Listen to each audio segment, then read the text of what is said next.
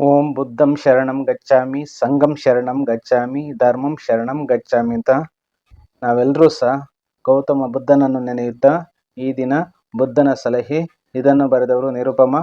ಈ ಪಾಠವು 8ನೇ ತರಗತಿ ದ್ವಿತೀಯ ಭಾಷೆ ತಿಳಿಗನ್ನಡದಲ್ಲಿ ಇರುವಂಥ ಪಾಠವಾಗಿದೆ. ಇದ್ರ ಬಗ್ಗೆ ತಿಳಿದುಕೊಳ್ಳೋಣ. ಎಲ್ಲರೂ ಸಹ ದಯವಿಟ್ಟು ನಮ್ಮ ಯೂಟ್ಯೂಬ್ ಚಾನಲ್ನ ಸಬ್ಸ್ಕ್ರೈಬ್ ಮಾಡ್ಕೊಳ್ಳಿ. ಮೊದಲಿಗೆ ಕೃತಿಕಾರರ ಪರಿಚಯ ಮಾಡ್ಕೊಳ್ಳೋಣ. ಡಿಯರ್ ಫ್ರೆಂಡ್ಸ್ ಆ್ಯಂಡ್ ಸ್ಟೂಡೆಂಟ್ಸ್, ಕೃತಿಕಾರರ ಪರಿಚಯ. ಡಾಕ್ಟರ್ ನಿರುಪಮ್ಮ ಅವರು 1933ರಲ್ಲಿ ತುಮಕೂರು ಜಿಲ್ಲೆಯ ಕೊರಟಗೆರೆ ತಾಲೂಕಿನ ಒಳವನಹಳ್ಳಿಯಲ್ಲಿ ಜನಿಸಿದರು. ಸಂಸ್ಕೃತ, ತೆಲುಗು, ಕನ್ನಡ, ಇಂಗ್ಲಿಷ್, ಹಿಂದಿ, ಬಂಗಾಲಿ ಭಾಷೆಗಳನ್ನು ಚೆನ್ನಾಗಿ ಬಲ್ಲ ಇವರು ವಿವಿಧ ಭಾಷೆಗಳ ಉತ್ತಮ ಕೃತಿಗಳನ್ನು ಕನ್ನಡಕ್ಕೆ ಅನುವಾದಿಸಿದ್ದಾರೆ. ಅವುಗಳಲ್ಲಿ ಪ್ರಮುಖ ಕೃತಿಗಳೆಂದರೆ ಅಮೃತ ಕಲಶ, ಪರಿತ್ಯಕ್ತೆ, ಭುವನ ವಿಜಯ ಇವು ಕಾದಂಬರಿಗಳು. ಭಾರತೀಯ ನಾರಿ ನಡೆದು ಬಂದ ದಾರಿ, ಭಾವಮುಖಿ ಇವು ಸಂಕಲನ ಕೃತಿಗಳು. ರಣಹದ್ದು, ಅಧಿಕಾರಿಗಳ ಅವಾಂತರ ಇವು ನಾಟಕಗಳು. ಮಕ್ಕಳ ಸಾಹಿತ್ಯ 25, ಕರ್ನಾಟಕದ ಕವಯಿತ್ರಿಗಳು ಇನ್ನೂ ಮುಂತಾದವು. ಇವರಿಗೆ ಯುನಿಸೆಫ್ ಮಕ್ಕಳ ಸಾಹಿತ್ಯ ಶಾಶ್ವತ ಸಂಸ್ಥೆಯ ಸದೋದಿತ ಪ್ರಶಸ್ತಿ, ಆರ್ಯಭಟ ಪ್ರಶಸ್ತಿ, ಅನುಪಮ ಪ್ರಶಸ್ತಿ, ಸಾಹಿತ್ಯ ಶಿರೋಮಣಿ ಪ್ರಶಸ್ತಿ, ಅತಿಮಬ್ಬೆ ಪ್ರಶಸ್ತಿಗಳು ಲಭಿಸಿವೆ. ಬುದ್ಧನ ಸಲಹೆ ಕಥೆಯನ್ನು ಶತಮಾನದ ಮಕ್ಕಳ ಸಾಹಿತ್ಯ ಪುಸ್ತಕದಿಂದ ಆಯ್ದುಕೊಳ್ಳಲಾಗಿದೆ. ಬುದ್ಧನ ಸಲಹೆ ಪಾಠ ಪ್ರವೇಶ. ಮಾನವ ಒಂದು ಕಡೆ ಪ್ರಾಕೃತಿಕ ಸಂಪನ್ಮೂಲಗಳನ್ನು ಬಳಸಿಕೊಂಡು ಸುಖ, ಶಾಂತಿ ಹಾಗೂ ನೆಮ್ಮದಿಯ ಜೀವನ ನಡೆಸಿದರೆ, ಮತ್ತೊಂದೆಡೆ ಅದೇ ಪ್ರಾಕೃತಿಕ ಸಂಪನ್ಮೂಲಗಳನ್ನು ಬಳಸಿಕೊಳ್ಳುವಾಗ ಸ್ವಾರ್ಥ, ದ್ವೇಷ ಹಾಗೂ ದುರಾಸೆಗಳನ್ನು ತುಂಬಿಕೊಂಡು ಬದುಕನ್ನು ಸರ್ವನಾಶ ಮಾಡಿಕೊಳ್ಳುತ್ತಿದ್ದಾನೆ. ಸರ್ವರಿಗೂ ಮೀಸಲಾಗಿರುವ ನೆಲ, ಜಲಗಳನ್ನು ಹಂಚಿಕೊಳ್ಳುವಾಗ ವಿವೇಕವನ್ನು ಕಳೆದುಕೊಂಡು ಯುದ್ಧಕ್ಕೆ ಸನ್ನದ್ಧನಾಗುತ್ತಾನೆ. ಯುದ್ಧಗಳಿಂದ ಅಪಾರ ಸಾವು ನೋವುಗಳು ಉಂಟಾಗಿ ಬದುಕು ನರಕವಾಗಿ ಬಿಡುತ್ತದೆ ಎಂಬ ಸತ್ಯವನ್ನು ಮರೆತು ಬಿಡುತ್ತಾನೆ. ಇಂದು ಮನುಷ್ಯ ಬದುಕಲು ಗಾಳಿ, ನೀರು, ಆಹಾರ ಎಷ್ಟು ಮುಖ್ಯವೋ ಸುಖ, ಶಾಂತಿ, ನೆಮ್ಮದಿಗಳು ಅಷ್ಟೇ ಮುಖ್ಯ ಎಂಬುದನ್ನು ಎಲ್ಲರೂ ಅರಿಯಬೇಕಿದೆ. ಜೀವನದಲ್ಲಿ ಎಂತಹ ಸಮಸ್ಯೆಗಳು ಉದ್ಭವಿಸಿದರೂ ಅವುಗಳನ್ನು ವಿವೇಕದಿಂದ ಸೌಹಾರ್ದಯುತವಾಗಿ ಬಗೆಹರಿಸಿಕೊಳ್ಳಲು ಸಾಧ್ಯವಿದೆ ಎಂಬ ಸಂದೇಶ ಬುದ್ಧನ ಸಲಹೆ ಪಾಠದ ಮೂಲಕ ವ್ಯಕ್ತವಾಗ್ತದೆ. ನೋಡಿ, ಇದನ್ನು ನಾವೆಲ್ಲರೂ ಸಹ ಮಾನವರು ತಿಳ್ಕೋಬೇಕಾದ ಬಹುಮುಖ್ಯವಾದ ಅಂಶವಾಗಿದೆ. ಮನುಷ್ಯನಿಗೆ ಎಲ್ಲ ಕಡೆಯಲ್ಲೂ ಸಹ ಪ್ರಾಕೃತಿಕ ಸಂಪನ್ಮೂಲಗಳು ಅಂದರೆ ನೈಸರ್ಗಿಕ ಸಂಪನ್ಮೂಲಗಳು, ನ್ಯಾಚುರಲ್ ರಿಸೋರ್ಸಸ್, ನೀರು, ಗಾಳಿ, ನೆಲ, ಜಲ, ಭೂಮಿ ಇದೆ, ಕಾಡು ಇದೆ, ಬೇಕಾದಷ್ಟು ಸಂಪನ್ಮೂಲಗಳಿದೆ. ಕಬ್ಬಿಣದ ಅದಿರಿದೆ, ಚಿನ್ನದ ನಿಕ್ಷೇಪಗಳಿದ್ದಾವೆ, ಬಾಕ್ಸೈಟ್ ಇದೆ, ಅಲ್ಯೂಮಿನಿಯಂ ಇದೆ, ಹಾಗೂ ಸೀಸದ ಗಣಿ ಇದೆ. ಇವೆಲ್ಲವೂ ಸಹ ಭೂಮಿ ಒಳಗಿದೆ. ಇದನ್ನೆಲ್ಲವನ್ನು ಸಹ ನಾವು ಸಮಾನವಾಗಿ ಹಂಚಿಕೊಂಡು ಸುಖ, ಶಾಂತಿ, ಸಮೃದ್ಧಿ ಜೀವನವನ್ನು ನಡೆಸಿದ್ರೆ, ಮತ್ತೊಂದೆಡೆ ಪ್ರಾಕೃತಿಕ ಸಂಪನ್ಮೂಲಗಳು ಅಂದರೆ ನೈಸರ್ಗಿಕ ಸಂಪನ್ಮೂಲಗಳನ್ನು ಬಳಸಿಕೊಳ್ಳುವಾಗ ಸ್ವಾರ್ಥ, ನನಗೇ ಬೇಕು ಅನ್ನೋ ಸೆಲ್ಫಿಶು, ದ್ವೇಷ, ಇನ್ನೊಬ್ಬರನ್ನ ಅಸೂಯೆ ಪಡೋದು, ದುರಾಸೆಗಳು, ಕೆಟ್ಟ ಆಸೆಗಳನ್ನು ತುಂಬಿಕೊಂಡು ಮನುಷ್ಯ ಬದುಕನ್ನು ಸರ್ವನಾಶ ಮಾಡ್ಕೊಳ್ತಿದ್ದಾನೆ. ಸರ್ವರಿಗೂ ಮೀಸಲಾಗಿರುವ, ನೋಡಿ, ಎಲ್ಲ ಜನರಿಗೂ ಸಹ ಮೀಸಲಾಗಿರುವಂತಹ ನೆಲ, ಜಲ, ಭೂಮಿ ಮತ್ತು ನೀರುಗಳನ್ನು ಹಂಚಿಕೊಳ್ಳುವಾಗ ನಾವು ವಿವೇಕವನ್ನು ಕಳೆದುಕೊಳ್ತೀವಿ, ಯುದ್ಧವನ್ನು ಮಾಡ್ತೀವಿ, ಮತ್ತೊಂದು ಮಾಡ್ತೀವಿ. ಈಗೆಲ್ಲ ಎಷ್ಟು ಪ್ರಪಂಚದಲ್ಲೇ ಎಲ್ಲ ಕಡೆಯಲ್ಲೂ ಸಹ ಯುದ್ಧದ ಭೀತಿ ಇದೆ ನೋಡಿ. ಆ ರೀತಿ ಆಗ್ತಿದೆ. ಯುದ್ಧಗಳಿಂದ ಅಪಾರವಾದ ಸಾವು ನೋವುಗಳು ಉಂಟಾಗಿ ಬದುಕೇನಾಗುತ್ತೆ, ನರಕವಾಗಿ ಬಿಡುತ್ತೆ. ಸಾವು ನೋವಿನಿಂದ ಏಳಬಾರದಷ್ಟು ಕೆಟ್ಟ ಪರಿಸ್ಥಿತಿಗಳು ಉಂಟಾಗ್ತವೆ ಎಂಬ ಸತ್ಯವನ್ನು ಮನುಷ್ಯ ಮರೆತುಬಿಡ್ತಾನೆ. ಇಂದು ಮನುಷ್ಯ ಬದುಕಲು ಗಾಳಿ, ನೀರು, ಆಹಾರ ಎಷ್ಟು ಮುಖ್ಯವೋ ಹಾಗೆ ನಮಗೆ ಸುಖವಾಗಿರಬೇಕು, ಶಾಂತಿ ಇರಬೇಕು, ನೆಮ್ಮದಿ ಇರಬೇಕು, ಅವೆಲ್ಲವೂ ಸಹ ಮುಖ್ಯವಾಗಿದೆ ಎಂಬುದನ್ನು ಎಲ್ಲ ಮಾನವ ಜನಾಂಗವು ಸರಿಯಬೇಕಾಗಿದೆ, ತಿಳಿಯಬೇಕಾಗಿದೆ. ಜೀವನದಲ್ಲಿ ಎಂಥ ಸಮಸ್ಯೆಗಳು ಉದ್ಭವಿಸಿದ್ರು ಅವುಗಳನ್ನು ವಿವೇಕದಿಂದ ಸೌಹಾರ್ದಯುತವಾಗಿ, ನೋಡಿ, ಯಾವುದೇ ಗಲಾಟೆ, ಅಹಿತಕರವಾದ ಘಟನೆಗಳಿಂದ ನಾವು ಅವನ್ನ ಬಗೆಹರಿಸ್ಕೊಳ್ಬಾರ್ದು, ಸೌಹಾರ್ದಯುತವಾಗಿ ಬಗೆಹರಿಸ್ಕೊಳ್ಬೇಕು. ಅದು ಸಾಧ್ಯ ಇದೆ ಎಂಬ ಸಂದೇಶವನ್ನ ಬುದ್ಧನ ಸಲಹೆ ಪಾಠದ ಮೂಲಕ ವ್ಯಕ್ತವಾಗ್ತಿರೋದನ್ನ ನಾವು ಕಾಣ್ಬೋದಾಗಿದೆ. ಪ್ರೀತಿಯ ವಿದ್ಯಾರ್ಥಿ ಮಿತ್ರರೇ ಹಾಗೂ ನನ್ನ ನಲ್ಮೆಯ ಸ್ನೇಹಿತರೆ, ಬಹಳ ವರ್ಷಗಳ ಹಿಂದಿನ ಮಾತು. ಭಾರತದ ಉತ್ತರ ಭಾಗದಲ್ಲಿ ಕಪಿಲವಸ್ತು ಎಂಬ ನಗರವಿತ್ತು. ಅದನ್ನು ಶಾಕ್ಯರೆಂಬ ಅರಸು ಮನೆತನದವರು ಆಳುತ್ತಿದ್ದರು. ಶಾಕ್ಯರ ಅರಸು ಶುದ್ಧೋಧನಿಗೆ ಸಿದ್ಧಾರ್ಥನೆಂಬ ಮಗ ಹುಟ್ಟಿದನು. ಆತ ಬೆಳೆದ ಮೇಲೆ ಸನ್ಯಾಸ ಸ್ವೀಕರಿಸಿ ಭಗವಾನ್ ಬುದ್ಧನಾದನು. ನೋಡಿ, ಲೇಖಕಿ ನಿರುಪಮ ಅವ್ರು ಹೇಳ್ಕೊಂಡು ಹೋಗ್ತಾ ಇದ್ದಾರೆ. ಬಹಳ ವರ್ಷಗಳ ಹಿಂದಿನ ಮಾತು.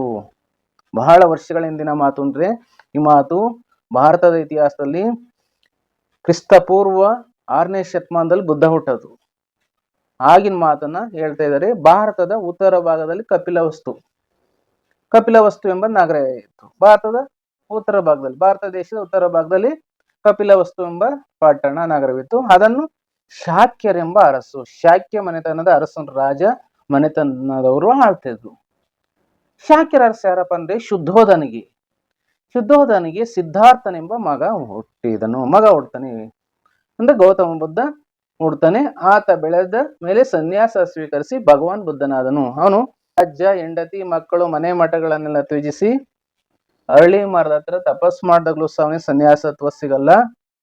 ಅವನು ನಿರಂಜನಾ ನದಿಯಲ್ಲಿ ಸ್ನಾನ ಮಾಡಿ, ಈಗಿನ ಬೋಧಗಯ ಅಂತ ಇದೆಯಲ್ಲ, ಆ ಗಹಿಯಲ್ಲಿ ಜಾತ ಎಂಬ ಹೆಣ್ಣು ಮಗಳಿಂದ ಸ್ವಲ್ಪ ಆಹಾರವನ್ನ ಸ್ವೀಕರಿಸಿ ಅರಳಿ ಮರದ ಹತ್ರ ಹೋಗಿ ಕೂತ್ಕೋತಾನೆ. ಆಗ ಸಿದ್ಧಾರ್ಥನನು ಬುದ್ಧನಾಗ್ತಾನೆ. ಬುದ್ಧ ಅಂದ್ರೆ ಎಲ್ಲವನ್ನು ತಿಳಿದವನು, ತಥಾಗತ ಆಗ್ತಾನೆ. ತಥಾಗತ ಅಂತ ಪ್ರಪಂಚದಲ್ಲಿ ಯಾವ ಧಾರ್ಮಿಕ ಮುಖಂಡನನ್ನು ಕರೆಯುವುದಿಲ್ಲ, ಬುದ್ಧನನ್ನು ಮಾತ್ರ ತಥಾಗತ ಅಂತ ಕರೆಯಲಾಗ್ತದೆ. ನೋಡಿ, ಹೀಗೆ ಸನ್ಯಾಸ ಸ್ವೀಕರಿಸಿ ಭಗವಾನ್ ಬುದ್ಧ ಆದ ಅಂತ ಇಲ್ಲಿ ಲೇಖಕ ಹೇಳ್ತಾರೆ. ನಾನು ಸ್ವಲ್ಪ ಇತಿಹಾಸವನ್ನು ಸಹ ನಿಮ್ಗೆ ಹೇಳಿದೆ. ಈಗ ನೇಪಾಳ ದೇಶದಲ್ಲಿ ಸೇರಿ ಹೋಗಿರುವ ಕಪಿಲವಸ್ತು ನಗರದ ಸಮೀಪದಲ್ಲಿ ಹೇಮಕೂಟ ಪರ್ವತಗಳಿವೆ. ಆ ಪರ್ವತದಲ್ಲಿ ಹುಟ್ಟಿದ ಗಂಗಾ ನದಿ ದಕ್ಷಿಣಕ್ಕೆ ಕಾಶಿ ನಗರದವರೆಗೂ ಹರಿದು ನಂತರ ಕವಲಾಗಿ ಬಂಗಾಳ ಸಮುದ್ರಕ್ಕೆ ಸೇರುತ್ತದೆ. ಆ ಕಾಲದಲ್ಲಿ ಗಂಗಾ ನದಿಯ ಎರಡು ಬದಿಗಳಲ್ಲಿ ಎರಡು ರಾಜ್ಯಗಳಿದ್ದವು. ಒಂದು ವತ್ಸ ರಾಜ್ಯ, ಇನ್ನೊಂದು ಮಗಧ ರಾಜ್ಯ. ಈ ನದಿಯಿಂದ ಎರಡೂ ರಾಜ್ಯಗಳು ಉಪಯೋಗ ಪಡೆದು ಸುಭಿಕ್ಷವಾಗಿದ್ದವು. ಹಾಗಾದ್ರೆ ಈಗ ಕಪಿಲವಸ್ತು ಅನ್ನೋದು ಈಗ ಎಲ್ಲಿದೆಯಪ್ಪ ಅಂದ್ರೆ ನೇಪಾಳ ದೇಶದಲ್ಲಿದೆ. ನೇಪಾಳ ದೇಶಕ್ಕೆ ಸೇರುವಾಗಿದೆ. ಅಲ್ಲಿ ಆ ನಗರದ ಸಮೀಪದಲ್ಲಿ ಹೇಮಕೂಟ ಪರ್ವತಗಳಿವೆ. ನೀವು ನೇಪಾಳಕ್ಕೆ ಹೋದಾಗ ಹೇಮಕೂಟ ಪರ್ವತಗಳನ್ನು ನೋಡಿ. ಆ ಪರ್ವತದಲ್ಲಿ ಹುಟ್ಟಿದ ಗಂಗಾ ನದಿ. ಆ ಪರ್ವತಗಳಲ್ಲಿ ಗಂಗಾ ನದಿ ಗೋಮುಖ ಎಂಬ ಸ್ಥಳದಲ್ಲಿ ಹುಟ್ಟುತ್ತೆ, ಉಗಮ ಆಗುತ್ತೆ. ಗೋವಿನ ಆಕಾರದಲ್ಲಿ ಗಂಗಾ ನದಿ ಉಗಮ ಆಗುತ್ತೆ.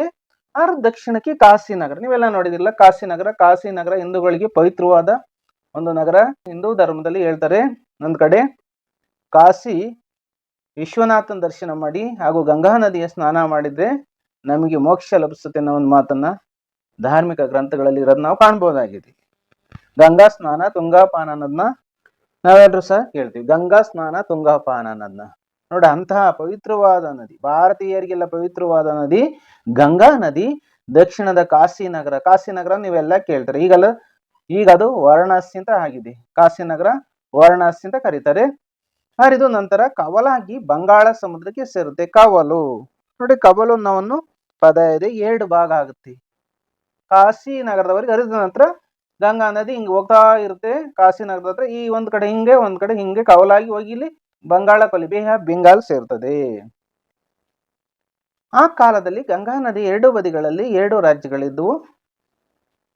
ಆ ಕಾಲದಲ್ಲಿ, ಆ ಸಮಯದಲ್ಲಿ ಗಂಗಾ ನದಿ ಎರಡು ಬದಿ ಅಕ್ಕಪಕ್ಕದಲ್ಲಿ ಎಡಬಲಗಳಲ್ಲಿ ಎರಡು ರಾಜ್ಯಗಳಿದ್ದು. ಒಂದರ ರಾಜ್ಯ ಯಾವ್ದಪ್ಪ ಅಂದ್ರೆ ವತ್ಸ ರಾಜ್ಯ, ಇನ್ನೊಂದು ಮಗಧ ರಾಜ್ಯ. ಈ ನದಿಯಿಂದ ಎರಡೂ ರಾಜ್ಯಗಳು ಉಪಯೋಗ ಪಡೆದು ಸುಭಿಕ್ಷವಾಗಿದ್ದು. ನೋಡಿ, ಒಳ್ಳೆಯ ಕಾಲ. ಸುಭಿಕ್ಷ ಅಂದ್ರೆ ಸಮೃದ್ಧಿ, ಎಲ್ಲಾ ಸಹ ಚೆನ್ನಾಗಿತ್ತು. ಸಮೃದ್ಧಿ, ಏಳಿಗೆಯನ್ನು ಹೊಂದಿದ್ದು ಸಮೃದ್ಧಿ. ನೋಡಿ, ಸಮೃದ್ಧಿಯನ್ನು ಹೊಂದಿದ್ದು. ಬರ್ತಾ ಏನಾಗುತ್ತೆ ಮನುಷ್ಯನಿಗೆ ಅಂದ್ರೆ, ಸಮೃದ್ಧಿ ಆದ್ಮೇಲೆ ಹಣ ಬಂದ್ಮೇಲೆ ಹಣ ಬರ್ತಾ ಅವನಿಗೆ ದುರಾಸೆ ಜಾಸ್ತಿ ಆಗುತ್ತೆ. ದುರಾಸೆ ಜಾಸ್ತಿ ಆದಂಗೆ ಏನಾದ್ರೂ ಸಹ ನಾನು ಮಾಡ್ಬೇಕು ಅಂದಾಗ ಎಲ್ಲನೂ ಪಡೆದುಕೊಳ್ಳಬೇಕು ಅಂತ ಆ ಮನುಷ್ಯನಿಗೆ ಸ್ವಾರ್ಥ ಉಂಟಾಗಿ ಅನೇಕ ಅಹಿತಕರ ಘಟನೆಗಳು ಆಗೋದನ್ನು ನಾವು ನೋಡಿದೀವಿ. ಅದೇ ರೀತಿ ಇಲ್ಲ ಆಗುತ್ತೆ. ಈ ಎರಡು ರಾಜ್ಯಗಳವರು ಆ ನದಿಯನ್ನು ತಾಯಿಯಂತೆ ಪೂಜಿಸುತ್ತಿದ್ದರು. ಆ ನದಿಯ ನೀರಿನಿಂದ ಎರಡೂ ರಾಜ್ಯಗಳ ನೆಲ ಸಸ್ಯ ಶ್ಯಾಮಲವಾಗಿತ್ತು. ಎತ್ತ ನೋಡಿದರೂ ಹಸಿರು ತುಂಬಿ ಬೆಳೆ ಬೆಳೆದು ಸುಭಿಕ್ಷದಿಂದ ಜನರು ಸುಖವಾಗಿದ್ರು. ಇವರೆಲ್ಲರೂ ಗಂಗಾ ನದಿಯನ್ನು ತಮಗೆ ಅನ್ನ ನೀಡುವ ತಾಯಿ ಎನ್ನುತ್ತಿದ್ದರು. ಆದರೆ ಅವರಿಬ್ಬರನ್ನು ಕ್ರಮೇಣ ಸ್ವಾರ್ಥ ಆವರಿಸಿತು. ನೋಡಿ, ಸ್ವಾರ್ಥ ಆವರಿಸುತ್ತೆ. ನದಿಯ ಮೇಲೆ ಸಂಪೂರ್ಣ ಅಧಿಕಾರ ಸ್ಥಾಪಿಸಬೇಕೆಂಬ ದುರಾಸೆ ಎರಡೂ ರಾಜ್ಯಗಳ ಜನರಿಗೆ ಉಂಟಾಯಿತು. ಮತ್ತೆ ಈ ಸ್ವಾರ್ಥ ಹೆಮ್ಮರವಾಗಿ ಬೆಳೆದು ಎರಡೂ ರಾಜ್ಯಗಳವರು ಯುದ್ಧಕ್ಕೆ ಸಿದ್ಧವಾಗುವ ಉತ್ಕಟ ಪರಿಸ್ಥಿತಿ, ಸನ್ನಿವೇಶ ಹೆಂಗಾಗುತ್ತೆ ಮನುಷ್ಯನಿಗಿನದ ಉಂಟಾಯಿತು. ಈ ಎರಡು ರಾಜ್ಯ ಯಾವ್ದಪ್ಪ ಅಂದ್ರೆ, ಒಂದು ವತ್ಸ ರಾಜ್ಯ, ಇನ್ನೊಂದು ಮಗಧ ರಾಜ್ಯ. ಈ ಎರಡು ರಾಜ್ಯಗಳ ಜನರು ಆ ನದಿಯನ್ನ, ಗಂಗಾ ನದಿಯನ್ನ ತಾಯಿಯಂತೆ ಪೂಜಿಸ್ತಿದ್ರು, ತಾಯಿಗೆ ಹೋಲಿಸ್ತಾ ಇದ್ರು, ತಾಯಿಯಂತೆ ಆರಾಧನೆಯನ್ನು ಮಾಡ್ತಿದ್ರು ವತ್ಸ ಮತ್ತು ಮಗಧ ರಾಜ್ಯದ ಜನರು. ಆ ನದಿಯ ನೀರಿನಿಂದ ಎರಡೂ ರಾಜ್ಯಗಳ ನೆಲ ಸಸ್ಯ ಶ್ಯಾಮಲವಾಗಿತ್ತು. ನೋಡಿ, ಆ ನದಿ ಅಂದ್ರೆ ಗಂಗಾ ನದಿಯ ನೀರಿನಿಂದ ವತ್ಸ ಮತ್ತು ಮಗಧ ರಾಜ್ಯಗಳ ನೆಲ ಭೂಮಿ ಸಸ್ಯ ಶ್ಯಾಮಲವಾಗಿತ್ತು. ನೋಡಿ, ಸಸ್ಯಗಳಿಂದ ಕೂಡಿ ಸಮೃದ್ಧಿಯನ್ನು ಹೊಂದಿತ್ತು. ಮುಂದೆ ಏನಾಗತ್ತಪ್ಪ ಅಂದ್ರೆ ಎತ್ತ ನೋಡಿದ್ರು ಹಸಿರು ತುಂಬಿ ಬೆಳೆ ಬೆಳೆದು ಸುಭಿಕ್ಷದಿಂದ ಜನರು ಸುಖವಾಗಿದ್ರು. ನೋಡಿ, ನೀವು ವತ್ಸ ರಾಜ್ಯಕ್ಕೆ ಹೋಗಿ, ಮಗಧ ರಾಜ್ಯಕ್ಕೆ ಹೋಗಿ, ಗಂಗಾ ನದಿಯ ಮೇಲೆ ಹಿಡಿತ ನಮಗೆ ಬೇಕು, ವತ್ಸದವರು ನನಗೆ ಬೇಕೆಂದು, ಮಗಧ ರಾಜ್ಯದವರು ನನಗೆ ಬೇಕೆಂದು ದುರಾಸೆ. ನೋಡಿ, ದುರಾಸೆ ಅನ್ನೋದು ಅತಿಯಾಸೆ, ಕೆಟ್ಟ ಬಯಕೆ. ನೋಡಿ,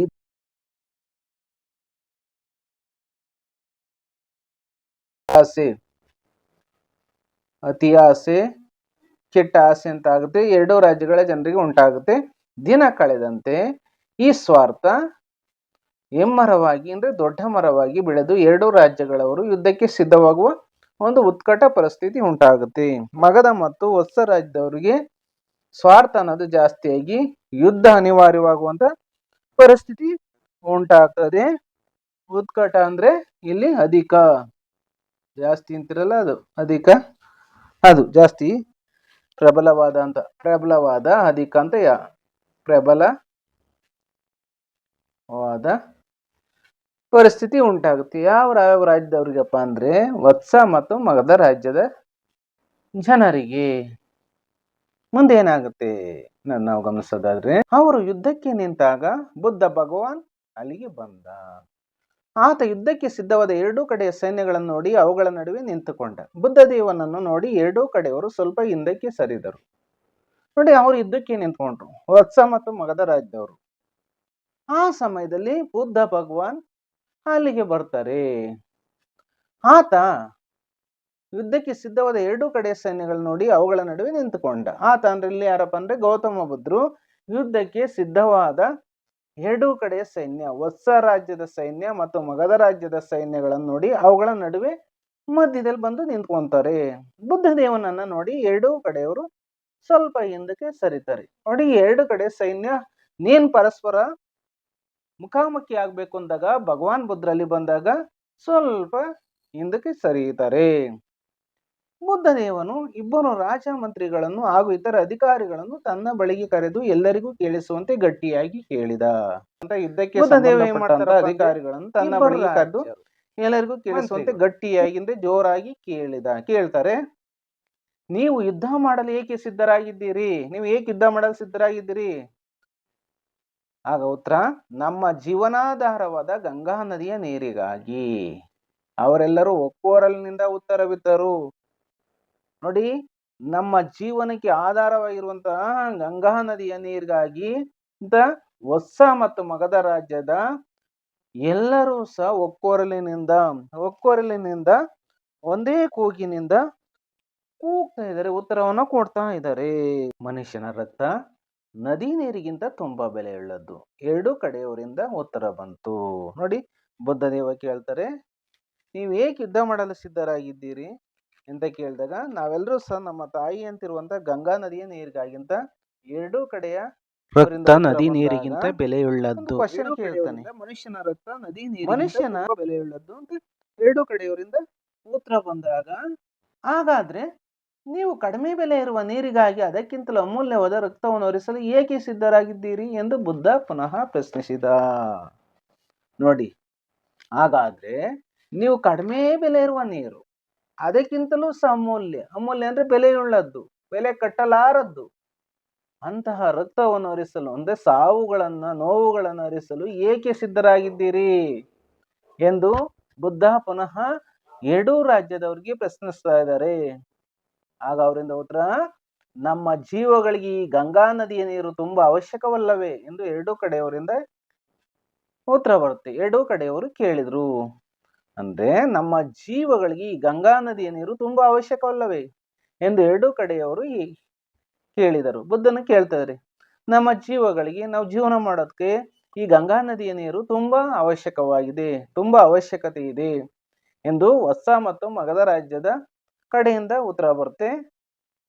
ನೋಡಿ, ಅದನ್ನ ಕೇಳ್ತಾ ಇದ್ದಾರೆ. ಯಾರಿಗೆ? ಬುದ್ಧನಿಗೆ ಕೇಳ್ತಾ ಇದ್ದಾರೆ. ಬುದ್ಧ ಹೇಳ್ತಾರೆ, ನೀವು ಜೀವಿಸಬೇಕೆಂದಿದ್ದೀರಲ್ಲವೇ, ಮತ್ತೆ ಸಾಯಲೇಕೆ ಸಿದ್ಧರಾಗಿದ್ದೀರಿ ಎಂದು ಬುದ್ಧ ಕೇಳ್ತಾನೆ. ನೀವು ಜೀವಿಸಬೇಕೆಂದಿದ್ದೀರಲ್ಲವೇ? ನೀವು ಜೀವನ ಮಾಡ್ಬೇಕಲ್ವಾ? ಮನುಷ್ಯನ ಪ್ರಯಾಣಕ್ಕೆ ಬೆಲೆ ಕಟ್ಟಕ್ಕಾಗ್ತದ? ಇಲ್ಲ ಅಲ್ವಾ?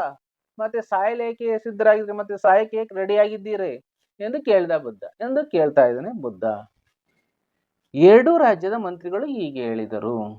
ಏನಪ್ಪ ಅಂದ್ರೆ, ಸ್ವಾಮಿ, ಎರಡೂ ರಾಜ್ಯಗಳ ನಡುವೆ ದ್ವೇಷ ಅಸೂಯೆಗಳಿಂದ ಪರಿಸ್ಥಿತಿ ವಿಷಮಿಸಿದೆ. ಇದಕ್ಕೆ ಪರಿಹಾರವೇ ಇಲ್ಲ. ಈಗ ಯುದ್ಧದ ಹೊರತು ಬೇರೆ ದಾರಿ ಇಲ್ಲ. ಸ್ವಾಮಿ, ಬುದ್ಧನಿಗೆ ಸ್ವಾಮಿ ಅಂತ ಕರಿತಿದ್ದಾರೆ. ಎರಡು ರಾಜ್ಯಗಳ ನಡುವೆ ದ್ವೇಷ ಅಸೂಯೆಗಳು ನೋಡಿ ಇವು ಇರಬಾರ್ದು. ಮನುಷ್ಯನಿಗೆ ದ್ವೇಷ ಅಸೂಯೆಗಳಿರಬಾರ್ದು. ಪ್ರೀತಿ, ವಿಶ್ವಾಸ, ಸಹಕಾರ, ಸಹಬಾಳ್ವೆ ಇರಬೇಕು. ಇವಿದ್ರೆ ಏನಾಗುತ್ತೆ ಅನ್ನೋದನ್ನ ಈ ಪಾಠದಲ್ಲಿ ನಾವು ತಿಳ್ಕೊತಾ ಇದ್ದೀವಿ. ಪರಿಸ್ಥಿತಿ ವಿಷಮಿಸಿದೆ ಅಂದ್ರೆ ಜಾಸ್ತಿ ಆಗಿದೆ. ಕ್ರಿಟಿಕಲ್ ಸಿಚುವೇಶನ್ ಅಂತೀವಲ್ಲ ಅದು.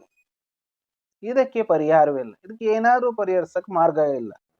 ಈಗ ಯುದ್ಧದ ಹೊರತು ಬೇರೆ ದಾರಿ ಇಲ್ಲ. ನಾವು ಯುದ್ಧ ಮಾಡದೆ ಬೇರೆ ದಾರಿಯನ್ನ ಕಾಣಲಾಗಿದೆ. ನೀವು ದ್ವೇಷದಿಂದ ದ್ವೇಷವನ್ನು ಜಯಿಸಲು ಹೋದ್ರೆ ಕೊನೆಗೆ ನಿಮಗೆ ಉಳಿಯುವುದು ಈರ್ಷೆ. ಇವುಗಳಿಂದ ಜೀವಿಗಳಿಗೆ ದುಃಖವೇ ಹೊರತು ಸುಖವಲ್ಲ. ಈಗ ಸುಖವಾಗಿರುವ ನೀವು ದುಃಖ ತಂದುಕೊಳ್ಳುವ ಮಾರ್ಗ ಇದು ಎಂದಾಗ ಎರಡೂ ಕಡೆಯ ರಾಜರು ತೆಪ್ಪಗಾದರು. ಅವರು ಕೇಳಿದರು, ಹಾಗಾದ್ರೆ ಏನ್ ಮಾಡ್ಬೇಕೆನ್ನುತ್ತೀರಿ ಭಗವಾನ್? ನೋಡಿ, ಬುದ್ಧ ದೇವನ್ ಆಗ್ತಾ ಇದ್ದಾನೆ. ನೀವು ದ್ವೇಷವನ್ನ ಜಯಿಸಲು ಹೋದ್ರೆ, ದ್ವೇಷದಿಂದ ದ್ವೇಷವನ್ನೇ ನೀವು ಸಹ ಜಯಿಸಕ್ ಹೋದ್ರೆ ಕೊನೆಗೆ ನಿಮಗೆ ಉಳಿಯುವುದು ಈರ್ಷೆ. ಈರ್ಷೆ ಅಂದ್ರೆ ಅಸೂಯೆ. ನೋಡಿ ಇಲ್ಲಿ ಅಸೂಯೆ, ಹೊಟ್ಟೆ ಕಿಚ್ಚು ಅಂತೀವಲ್ಲ ಅದು. ಹೊಟ್ಟೆ ಕಿಚ್ಚು ಇರಬಾರ್ದು ಮನುಷ್ಯನಿಗೆ. ಹೊಟ್ಟೆ ಕಿಚ್ಚಿನಿಂದ ಏನೇನು ಅನಾಹುತಗಳಾದ ನೀವು ನೋಡಿ. ಮಹಾಭಾರತದಲ್ಲಿ ಬಂದಾಗ ಗಾಂಧಾರಿ ಕುಂತಿ ನಡುವೆ ಇದ್ದಂತ ಹೊಟ್ಟೆ ಕಿಚ್ಚಿನಿಂದ ಏನು ಅನಾಹುತ ಆಯಿತು, ಕುರುಕ್ಷೇತ್ರ ಮಹಾಯುದ್ಧ ಅನ್ನೋದು ನೀವು ಗಮನಿಸಿ. ಅದು ಹೊಟ್ಟೆ ಕಿಚ್ಚು ಇರಬಾರ್ದು. ಆದ್ರಿಂದ ನಾವು ಪ್ರೀತಿಯನ್ನ ಗೆಲ್ಲಬೇಕೇ ಹೊರತು ದ್ವೇಷದಿಂದ ದ್ವೇಷವನ್ನ ಜಯಿಸಲು ಹೋಗ್ಬಾರ್ದು ಅನ್ನೋದು ಬುದ್ಧದೇವನ ನೀತಿ ವಾಕ್ಯ. ಆಗೊಂದು ವೇಳೆ ಆಗದಿದ್ರೆ ದ್ವೇಷದಿಂದ ದ್ವೇಷವನ್ನ ಜಯಿಸಲು ನೀವು ಹೋದ್ರೆ ಹೊಟ್ಟೆ ಕಿಚ್ಚು ಈರ್ಷ್ಯೆ ಮಾತ್ರ ಉಳಿಯುತ್ತೆ ಅನ್ನೋದನ್ನ ಬುದ್ಧದೇವ ಹೇಳ್ತಿದ್ದಾನೆ ಎರಡು ಕಡೆ ಜನರಿಗೆ. ನೋಡಿ, ಇವತ್ತಿನ ಪ್ರಪಂಚಕ್ಕೆ ಬುದ್ಧನ ಬೋಧನೆಗಳು ಎಷ್ಟು ಮುಖ್ಯವಾಗಿದೆ ಅನ್ನೋದನ್ನ. ಈ ಪ್ರಪಂಚ ಅನ್ನೋದು ರಾಷ್ಟ್ರಗಳ ನಡುವೆ ಅಸೂಯೆ ಈರ್ಷ್ಯೆ ಅನ್ನೋದು ಜಾಸ್ತಿ ಆಗಿದೆ. ಇವತ್ತಿನ ಇಸ್ರೇಲ್ ಪ್ಯಾಲೆಸ್ತೈನ್ ಯುದ್ಧ ನೋಡಿ, ರಷ್ಯಾ ಮತ್ತು ಉಕ್ರೇನ್ ಯುದ್ಧವನ್ನು ನೋಡಿ, ಏನಾಗ್ತಾ ಇದೆ? ದ್ವೇಷದಿಂದ ಯುದ್ಧ ಮಾಡ್ತಾ ಇದ್ದಾರೆ. ಎಷ್ಟು ಅಪಾರವಾದ ಸಾವು ನೋವುಗಳು, ಆ ರಾಷ್ಟ್ರದ ಸಂಪನ್ಮೂಲಗಳೆಲ್ಲ ಹಾಳಾಗೋಗಿದ್ದಾವೆ. ನೋಡಿ, ಈ ಬುದ್ಧನ ನೀತಿ ವಾಕ್ಯಗಳನ್ನ ಕೇಳಿದ್ರೆ ಜನರಿಗೆ ಇಂತಹ ಸನ್ನಿವೇಶಗಳು ಉಂಟಾಗಲ್ಲ. ಇವುಗಳಿಂದ ಜೀವಿಗಳಿಗೆ ದುಃಖವೇ ಹೊರತು ಸುಖವಲ್ಲ.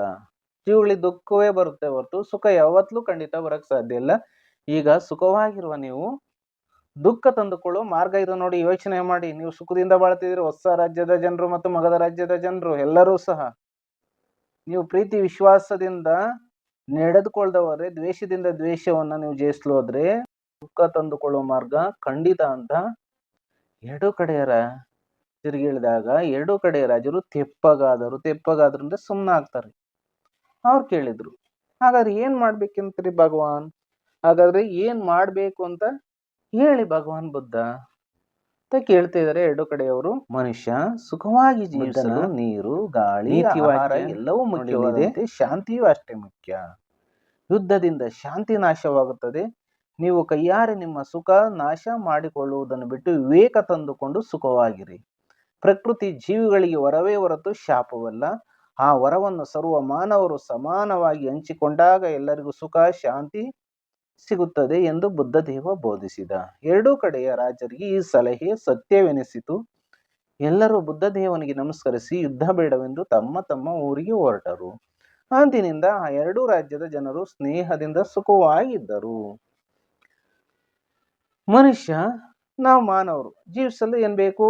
ನೀರು ಬೇಕು, ಗಾಳಿ, ಆಹಾರ ಎಲ್ಲವೂ ಮುಖ್ಯವಾದಂತೆ ಶಾಂತಿ ಇದೆಯಲ್ಲ ನೋಡಿ, ಸೌಹಾರ್ದತೆ, ವಿಶ್ವಾಸ, ಪ್ರೀತಿ, ಸಹಬಾಳ್ವೆ ಅಷ್ಟೇ ಮುಖ್ಯ. ಯುದ್ಧದಿಂದ ಶಾಂತಿ ನಾಶವಾಗುತ್ತೆ. ಯುದ್ಧ ಮಾಡಿದ್ರೆ ಶಾಂತಿ ಇರ್ತದ, ನೆಮ್ಮದಿ ಇರ್ತದ, ಸಹಬಾಳ್ವೆ ಇರ್ತದ? ದ್ವೇಷಕ್ಕೆ ದ್ವೇಷ ಜಾಸ್ತಿ ಆಗುತ್ತೆ. ಅದನ್ನೇ ಹೇಳ್ತಿರೋದು ಬುದ್ಧ. ಯುದ್ಧದಿಂದ ಶಾಂತಿ ನಾಶವಾಗುತ್ತದೆ. ನೀವೇ ಕೈಯಾರೆ ನಿಮ್ಮ ಸುಖ ನಾಶ ಮಾಡಿಕೊಳ್ಳುವುದನ್ನ ಬಿಟ್ಟು ವಿವೇಕ ತಂದುಕೊಂಡು ಸುಖವಾಗಿರಿ. ವಿವೇಕ ಅಂದ್ರೆ ಜ್ಞಾನ, ಅರಿವನ್ನ ತಂದುಕೊಂಡು ನೀವು ಸುಖವಾಗಿರಿ. ನೋಡಿ, ನೀವೇ ನಿಮ್ಮ ಕೈಯಾರೆ ನಿಮ್ಮ ಸುಖ ಸಂತೋಷ ಬಾಳ್ವೆಯನ್ನ ನಾಶ ಮಾಡ್ಕೋತಿದ್ದೀರಾ. ಅದನ್ನ ಬಿಟ್ಟು ವಿವೇಕ ತಿಳುವಳಿಕೆಯನ್ನ ತಂದ್ಕೊಂಡು ಸುಖವಾಗಿರಿ. ನೋಡಿ, ಇದು ಎಂತಹ ಸೆಂಟೆನ್ಸ್ ಅನ್ನೋದ. ಪ್ರಕೃತಿ ಜೀವಿಗಳಿಗೆ ವರವೇ ಹೊರತು ಶಾಪವಲ್ಲ. ನೋಡಿ, ಪ್ರಕೃತಿ ಅನ್ನೋದು, ಪರಿಸರ, ನೇಚರ್ ಅನ್ನೋದು ಎಲ್ಲಾ ಜೀವಿಗಳಿಗೂ ವರವಾಗಿರುತ್ತೆ ಹೊರತು ಅದು ಯಾವ್ದೂ ಸಹ ಶಾಪ ಕೊಡಲ್ಲ. ಅದಕ್ಕೆ ಒಂದ್ ಕಡೆ ಮಹಾತ್ಮ ಗಾಂಧಿ ಹೇಳ್ತಾರೆ, ಪ್ರಕೃತಿ ಮನುಷ್ಯನ ಎಲ್ಲಾ ಆಸೆಗಳನ್ನು ಪೂರೈಸ್ತದೆ, ಆದ್ರೆ ಮನುಷ್ಯನ ದುರಾಸೆ ಎನ್ನಲ್ಲ ಅಂತ ಹೇಳ್ತಾರೆ. ಎಂತಹ ವಾಕ್ಯ. ಆ ವರವನ್ನು ಸರ್ವ ಮಾನವರು ಸಮಾನವಾಗಿ ಹಂಚಿಕೊಂಡಾಗ ಎಲ್ಲರಿಗೂ ಸುಖ ಶಾಂತಿ ಸಿಗುತ್ತೆ ಎಂದು ಬುದ್ಧದೇವ ಬೋಧಿಸ್ತಾನೆ. ಎರಡು ಕಡೆಯ ರಾಜರಿಗೆ ಈ ಸಲಹೆ ಸತ್ಯವೆನಿಸಿತು. ನೋಡಿ, ಆ ವತ್ಸ ಮತ್ತು ಮಗಧ ರಾಜ್ಯದ ಜನರಿಗೆ ಈಗ ಸತ್ಯದ ಅರಿವಾಗ್ತದೆ, ನಿಜದ ಅರಿವಾಗಿ ಈ ಸಲಹೆ ಸತ್ಯ ಅನ್ಸುತ್ತೆ, ನಿಜ ಅನ್ಸುತ್ತೆ. ಎಲ್ಲರೂ ಸಹಾಯ ಮಾಡ್ತಾರಪ್ಪ ಅಂದ್ರೆ ಬುದ್ಧದೇವನಿಗೆ ನಮಸ್ಕರಿಸಿ ಯುದ್ಧ ಬೇಡವೆಂದು ತಮ್ಮ ತಮ್ಮ ಊರಿಗೆ ಹೊರಟರು. ಎರಡೊಂದೇ, ವತ್ಸ ಮತ್ತು ಮಗಧ ರಾಜ್ಯದ ಜನರು ಸ್ನೇಹದಿಂದ ಸುಖವಾಗಿದ್ರು. ನೋಡಿ, ಸ್ನೇಹ, ಫ್ರೆಂಡ್ ಆದ್ರು, ಫ್ರೆಂಡ್ಶಿಪ್ ಬಳಸ್ಕೊಂಡ್ರು, ವಿಶ್ವಾಸ ಮಾಡ್ತವ್ರ, ಅಲ್ಲಿ ಎಲ್ಲರೂ ಸಹ ಸುಖವಾಗಿದ್ರು. ನೋಡಿ, ಇದು ಈ ಪಾಠದಲ್ಲಿ ದುಃಖಾಂತವಾಗಿದ್ದಂತಹ ವತ್ಸ ಮತ್ತು ಮಗಧ ರಾಜ್ಯದ ಜನರಿಗೆ ಸುಖವನ್ನ ತಂದುಕೊಟ್ಟವರು ಭಗವಾನ್ ಬುದ್ಧರು. ಅವರ ನೀತಿ ವಾಕ್ಯಗಳು, ಬುದ್ಧನ ಬೋಧನೆಗಳು, ಆದರ್ಶಗಳು ಇಂದಿಗೂ ಮುಂದಿಗೂ ಸಹ ಪ್ರಸ್ತುತವಾಗಿದೆ. ಪ್ರಿಯ ಸ್ನೇಹಿತರೆ ಹಾಗೂ ನನ್ನ ನೆಚ್ಚಿನ ವಿದ್ಯಾರ್ಥಿನಿಯರೇ, ವಿಡಿಯೋ ಇಷ್ಟವಾದರೆ ದಯವಿಟ್ಟು ಶೇರ್ ಮಾಡಿ ಹಾಗೂ ನಮ್ಮ ಯೂಟ್ಯೂಬ್ ಚಾನಲ್ನ ಸಬ್ಸ್ಕ್ರೈಬ್ ಮಾಡ್ಕೊಳ್ಳೋದನ್ನ ಮರಿಬೇಡಿ. ಎಲ್ರಿಗೂ ಸಹ ತುಂಬ ಹೃದಯದ ಧನ್ಯವಾದಗಳು.